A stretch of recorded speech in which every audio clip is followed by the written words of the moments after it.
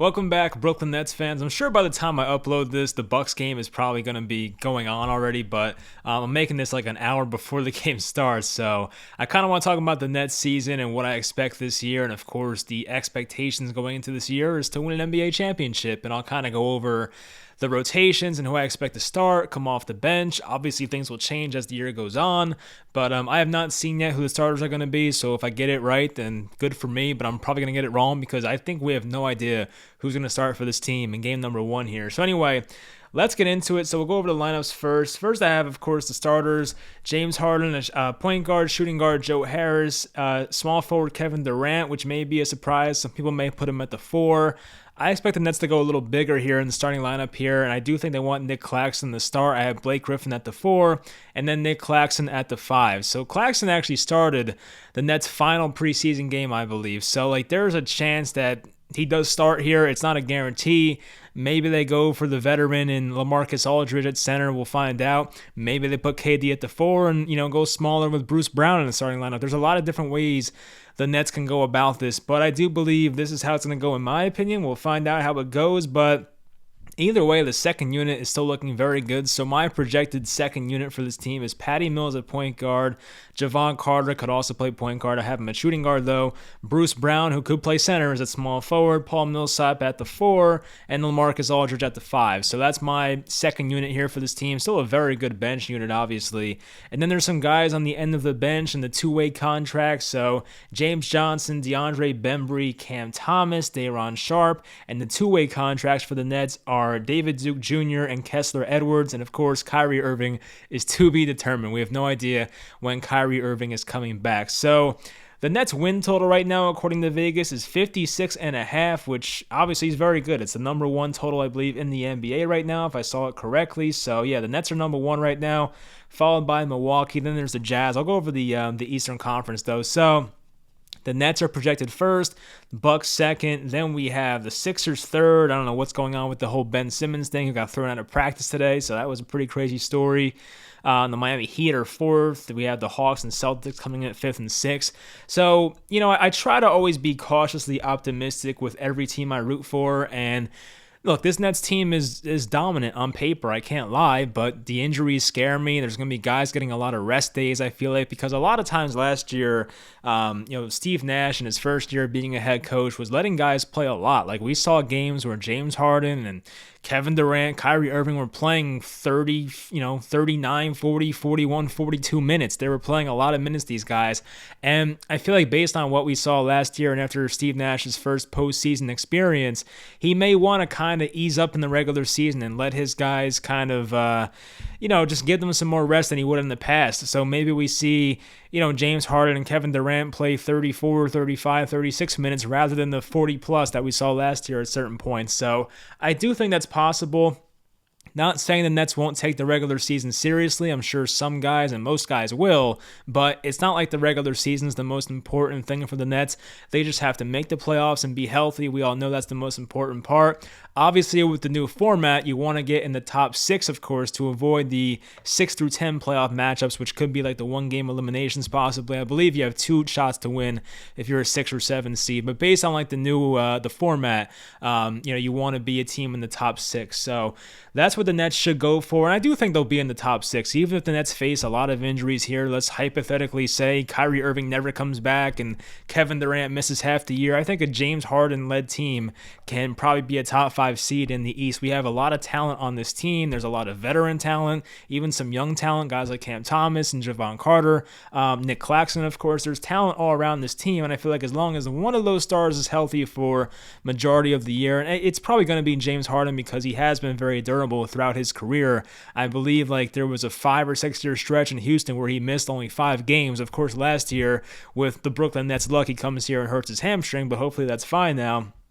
But I do like to temper my expectations once again when it comes to rooting for teams. I would rather be pleasantly surprised than get my hopes up. That happens all the time with my sports team. Being a Giants fan definitely is part of that. So, I do think Milwaukee has a real shot at winning the East. It would not surprise me. Philadelphia, I don't know what to expect from them. I'm not going to act like I know every single player on the Sixers. I'm more of I definitely follow the NFL a lot closer. I definitely follow the MLB a lot closer. But the Sixers, I feel like, don't have They have a situation with Ben Simmons right now, who is one of their best players still, but that whole situation kind of has to work itself out. Guy clearly does not want to be there, in my opinion, so I don't know what to expect from them. Then you have a team like Miami, who they add Kyle Lowry and they add a couple other guys, and they're looking better, but I don't know if Miami's going to be a great team in the playoffs. They probably will have a good regular season. They have a lot of veteran scrappy dudes. Of course, they have Jimmy Butler as well, Bam Adebayo. They have a good roster. I think Victor Oladipo may be there still, so they have a good roster in Miami, a pretty deep roster as well, if I remember. So that's kind of a scary team.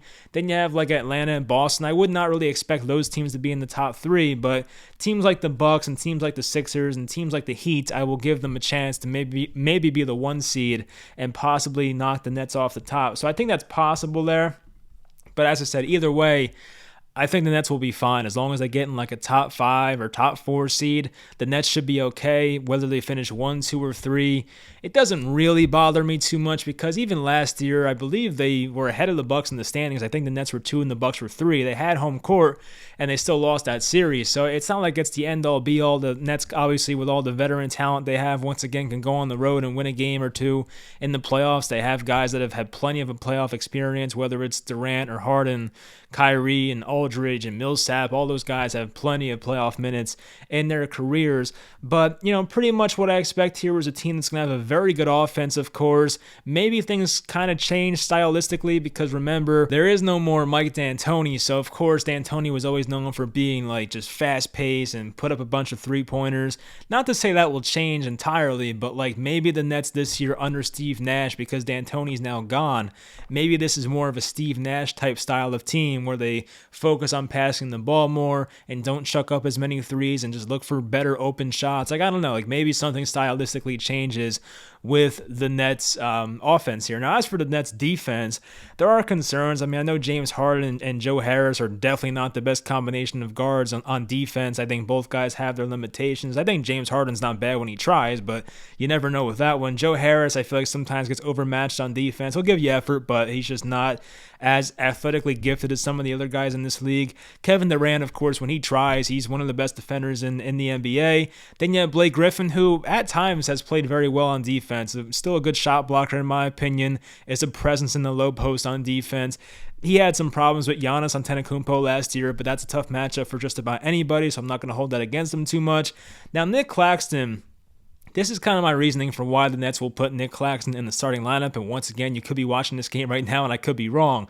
But my opinion on this is Nick Claxton has the ability to switch on anybody. The thing that comes to mind is last year, the Nets played a game in Portland, of course, and Damian Lillard was switching with Nick Claxton, and Nick Claxton basically didn't give him any separation on 2 or 3 straight possessions, and Dame tried his typical step back on the left wing 3-point shot and couldn't even get separation on Nick Claxton. And not to say Nick Claxton is perfect on defense, but Nick Claxton has the ability to guard every position 1 through 5. That's what Nick Claxton can do. He has that ability to do that. So if you're in a situation with a team that likes to run a lot of pick and roll on offense and the Nets are on defense, Nick Claxton can switch and you're not really going to miss a beat. Even Blake Griffin, while he's not as elusive and doesn't really move as well as Nick Claxton, Blake Griffin's not a bad defender either on the perimeter. I think he's good for his size. So having guys like Claxton and Blake, especially Clax, definitely helps this defense go from suspect to making them a lot better, because once again, having Joe Harris and James Harden, awesome offensive players. Obviously, Harden might be one of the best scorers ever, and Joe Harris might be one of the best shooters ever, but you are losing something on defense, and that's why, in my opinion, Nick Claxton might, and I think should be, the starting center on this team, because he might be the most versatile and maybe best overall defender on this team, maybe excluding Javon Carter. So with this second unit here, 2 guys that can really handle the ball that I have confidence in. Patty Mills, of course, being a point guard, I'm good with that. Javon Carter can handle the ball. Bruce Brown kind of handles the ball, not really that great at it. Paul Millsap, I feel like I'm more comfortable with him with the ball in his hands. Millsap obviously is not going to be a point guard for you, but he does actually handle the ball sometimes. He's not too bad at it. And of course, LaMarcus Aldridge is going to be more in that low post area, sometimes hangs out around the 3-point line. And LaMarcus Aldridge, when he played those 5 or 6 games for the Nets last year, was very good. So I'm actually very excited to see LaMarcus Aldridge come back. And if he starts for the Nets, I'm not going to be surprised. Maybe they go with the veteran here, especially to start the season. but LaMarcus Aldridge on defense definitely has more limitations than Nick Claxton. I must say. Like, obviously, LaMarcus Aldridge can outshoot Nick Claxton any day of the week, but the Nets have enough offense when James Harden and Kevin Durant are on the floor. At least with LaMarcus Aldridge, you now have some guys that have limited offensive games. Bruce Brown, as much as I love him, is not the best shooter. Javon Carter, as much as I like him, is not the best shooter. LaMarcus Aldridge can actually stretch the floor and knock down threes as a center. So that's kind of why I would see LaMarcus Aldridge being in the second unit. So once again, things will change.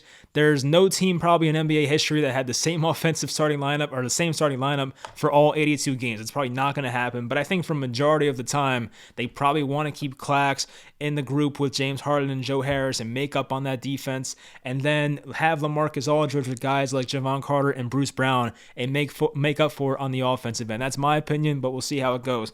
And as for the bench guys, James Johnson and DeAndre Bembry will have their roles when guys like Bruce Brown and Javon Carter get in foul trouble. I feel like those guys, James Johnson and Bembry, are more for defense, obviously, and guys that can, James Johnson especially is very versatile, can play guys in the low post on defense, so that will help. And DeAndre Bembry has great anticipation, really good at stealing the ball, so, I mean, we'll see what type of contribution he makes to this team, but I feel like Bembry in certain spots will have a role, especially when guys have, off nights and take their rest. Now, speaking of off nights and load management and all that, Cam Thomas will definitely have his opportunities as well. I'm not sure if Cam Thomas will come in and play 20 minutes a game right away. I don't expect that. But Cam Thomas at some points this year will have games where he plays 20 plus minutes. Games where James Harden has load management, games where Kevin Durant has load management, and the Nets need more scoring, or if an injury happens or two, you'll see Cam Thomas play more. I do believe that. So Cam Thomas is not going to be a G League player probably. I don't see that happening. I think Cam Thomas has a role on this team. It just may not be the start of the year. Maybe the first, 3, 4, 5 games, Cam Thomas does not have much of a role, but I feel like he'll get implemented more as the season goes on. The Nets will kind of throw him out there in the middle of the season and see if he, floats or sinks, and they'll see what happens with him. And if he really plays well offensively and is not a liability on defense and takes care of the ball on offense, Cam Thomas, by the time the playoffs come around, may be a big contributor for this team, especially if Kyrie Irving remains out. Now, if Kyrie comes back, that's another guy that's going to play over Cam Thomas, so that's something to realize as well. For Day'Ron Sharpe, I like Sharpe. He's one of the only natural centers on this team. As I said before, Millsap and Aldridge were always known as power forwards when they came up and they were in their prime. Now, of course, transitioning kind of to more centers and not having the mobility they used to. It's kind of like they're going to play more center than power forward because those guys are now in their mid to late 30s. But a guy like Day'Ron Sharpe, of course, is very young, and he has a different skill set than most centers. I feel like Day'Ron Sharpe has an ability to be a good passer. We don't see that very often. I mean, centers are good passers. We've seen Nikola Jokic, obviously, is an awesome passer, but Day'Ron Sharpe, I feel like, has other aspects to his game that some centers don't have. He's also very good at rebounding. I mean, Day'Ron Sharpe crashes the boards like no other. I feel like him and Jared Allen, as I mentioned in a previous video, they're very different. I feel like Jared Allen was sometimes very timid and didn't really want to, ruffle any feathers, but Day'Ron Sharpe doesn't care. He's going to crash the boards and sometimes knock people over and probably get some loose ball fouls, but Day'Ron Sharpe definitely goes all out on the board, so I definitely like that. And guys like David Duke and Kessler Edwards, I would not expect them to play much this year. They'll probably work more in the G League, but, guys that definitely have some upside on this team. I mean, David Duke could be a good scorer one day. We'll find out. Kessler Edwards has that. I think he's 6'9", 6'10", skinny type frame. Could be a good defender, could be a good shooter hopefully one day, so we'll find out what Kessler Edwards is. And as for Kyrie Irving, I still stand by what I said. I think Kyrie is back by Christmas the latest, so that would be a nice Christmas gift, honestly, if he came back. So we'll find out, but I don't really think Kyrie is going to sit out the whole year. I know I mentioned it in this video because it's on the back of our minds, it could happen. I'm not going to say it's not going to happen, but I just think, in my honest opinion, that Kyrie Irving is back at some point, before the season ends. So we'll find out what happens there, but overall I'm very excited. Not going to make any predictions here because as Nets fans, it's about winning the finals. We want to win the finals, and I do really believe if especially if Kyrie Irving comes back, if this team stays healthy, there's no reason why they should not win the finals. A healthy Nets team versus a healthy Lakers team, I'm taking the Nets any day. Sorry, that's my opinion. Maybe I'm biased. I'm not buying into the Lakers as much as some people are. So yeah, I'm going with the Nets, and I think as long as they're healthy, they should get this. And it just scares me. I feel like every time I see Durant jump or Harden jump, I kind of I don't know. I get very nervous because I don't want to see these guys get injured, especially what we saw last year in the playoffs. And I just do believe as long as they're healthy, they'll be the last team remaining. So we'll see what happens. At least now there's more depth on this team. If they're in the playoffs and God forbid someone goes down, at least they have some new veterans on this team. Like, Aldridge will be there now, hopefully, and Millsap will be there, and Patty Mills will be there, Javon Carter. If he makes a big contribution, maybe Cam Thomas is good by them. James Johnson can help. So they have guys now that, obviously last year when Kyrie Irving went down, the Nets were playing Mike James the entire second half. It was a bad look. So, some guys obviously are gone. There's no more Jeff Green and no more Landry Shamet. I saw Shamet got an extension, by the way. I'm happy for him. He got like a 4 years, $60-something million extension with the Suns, so good for Landry Shamet. But of course, those guys are gone. But the Nets now have more veteran players that are used to the playoff atmosphere, and I feel like that will help this team once the playoffs come around, and hopefully guys stay healthy. So that's the main thing with the Nets with the Nets season is stay healthy. I really can't predict that, of course. I can't sit here and say, James Harden's going to play 80 games and KD's going to play 73. I have no idea. So we'll find out. Just keep praying as a Nets fan that they stay healthy, and we'll see what happens. Anyway, by the time I upload this, I'm sure the Nets-Bucks game will be on. Hopefully they start out 1-0. I'll probably have reactions throughout the season. So if you guys, if you're watching this as a Nets fan, I'm sure you are 17 minutes in here or 16 minutes in, then go ahead and subscribe. I'll make Nets videos throughout the year. Hopefully you guys enjoyed this video, and I'll talk to you guys next time.